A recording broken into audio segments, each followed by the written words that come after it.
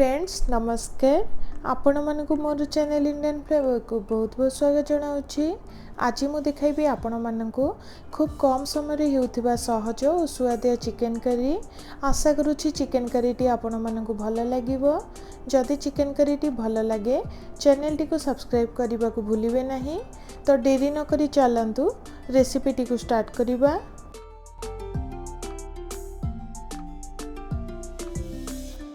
प्रथमे 4 चम्मच सोरिष तेल को मीडियम हीट रे गरम कला परे सेथिरे गोटे चम्मच जीरा को देबी। ता सह सुखिला मसला सब को दे गोटे मिनिट पई भाजी नेउछि। गोटे मिनिट भाजीबा परे दुईटी मीडियम साइज रो पियाज को काटी सेथिरे ऐड करि नेबी। ता सह 3टी कंचा लंका को देबी ओ टिके नरम हैला जाय भाजी नेबी।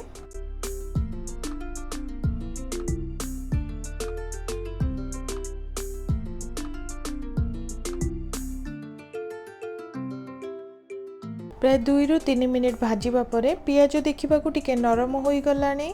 एबे सेथिरे 4 चम्मच अदा रसुण रो पेस्ट को देबी ओ टिके गंध गला जाए 2 मिनिट पई भाजी नेबी।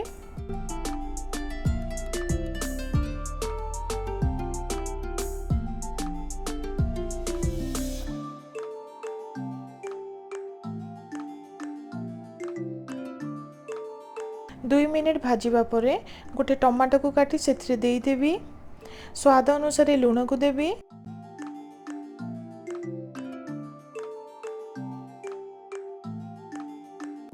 ता सह मसला सब को ऐड करि नेबी। मसला सब को ऐड करिबा परे 2 ରୁ 3 मिनिट पई मसला टी को भल भाबरे कसी देबी।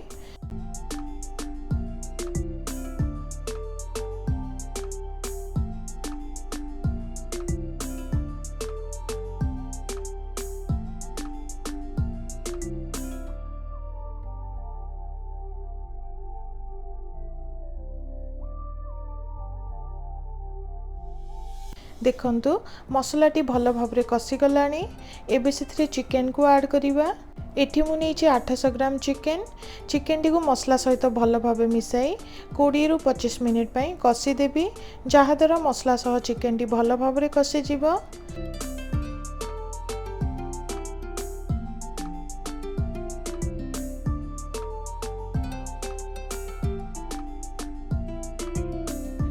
कोड़ी ରୁ 25 मिनिट कसिबा परे चिकन भल भाबरे मसला सह मिसी गलानी।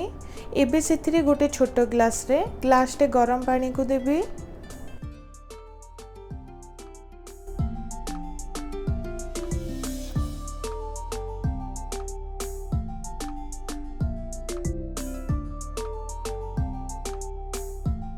स्वाद पई आधे चम्मच चिकन मसला को दे आउ थरे 10 मिनिट पई रांधी नेबी।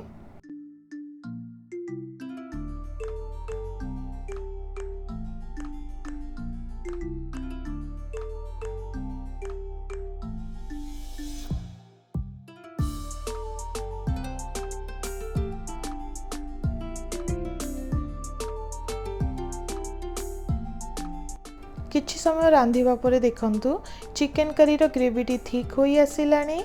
अल्प टिके धनिया पत्र को दे लो हीट रे 2 मिनिट पई रांधी देबी।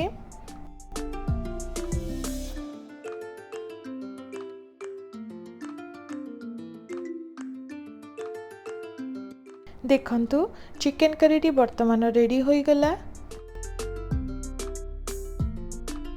एबे गोटे पात्र को काढी नेबी।